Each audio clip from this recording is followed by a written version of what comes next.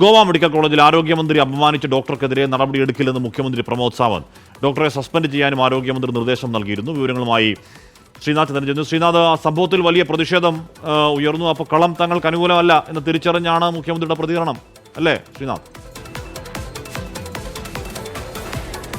തീർച്ചയായും. കാരണം ഇന്നലെ ഈ സംഭവം ഉണ്ടായതിന് പിന്നാലെ പല കോണിൽ നിന്നാണ് സർക്കാരിന് മേൽ വലിയ സമ്മർദ്ദം ഉണ്ടായത്. അത് കോൺഗ്രസിൻ്റെ ഭാഗത്ത് നിന്ന് തുടക്കത്തിൽ ഉണ്ടായെങ്കിലും പിന്നീട് അത് ഡോക്ടർമാരുടെ സംഘടനകൾ ആ ഒരു പ്രതിഷേധം ഏറ്റെടുക്കുകയും വലിയ സമ്മർദ്ദം സർക്കാരിന് മുകളിൽ തന്നെ ഉണ്ടായിരുന്നു. കാരണം ഒരു സിനിമാ സ്റ്റൈലിലായിരുന്നു ഇന്നലെ ആരോഗ്യമന്ത്രി വിശ്വജിത്ത് റാണയുടെ ഗോവ മെഡിക്കൽ കോളേജിലെ പ്രകടനം. അദ്ദേഹം നേരിട്ട് കയറി വരുന്നു. ആരാണ് ചീഫ് മെഡിക്കൽ ഓഫീസർ എന്ന് ചോദിക്കുന്നു. അയാളെ വിളിക്കൂ എന്ന് പറയുന്നു. പിന്നാലെ അദ്ദേഹത്തെ മറ്റ് സഹപ്രവർത്തകരുടെ മുന്നിൽ വെച്ച് വളരെ ദാരുണമായ രീതിയിൽ ശകാരിക്കുകയാണ്.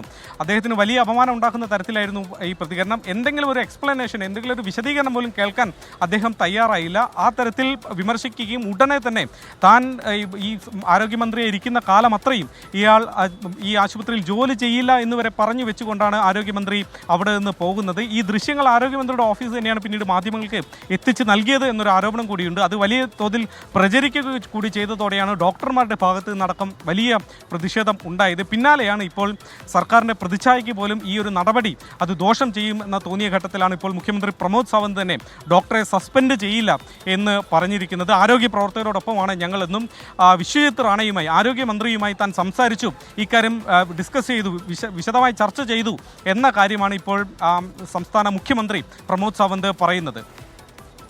ഓക്കെ, ശ്രീനാഥ് ചന്ദ്രൻ, അത് ഗോവ ആരോഗ്യമന്ത്രി കൈയടിക്ക് വേണ്ടി ചെയ്തതാണെങ്കിൽ പക്ഷേ അതിൻ്റെ പ്രതികരണം തിരിച്ചായപ്പോഴേക്കും അത് നൈസായിട്ട് തല ഊരുകയാണ്. മുഖ്യമന്ത്രി പറയുന്ന നടപടിയൊന്നും ഇല്ല എന്നും പറയുകയാണ്.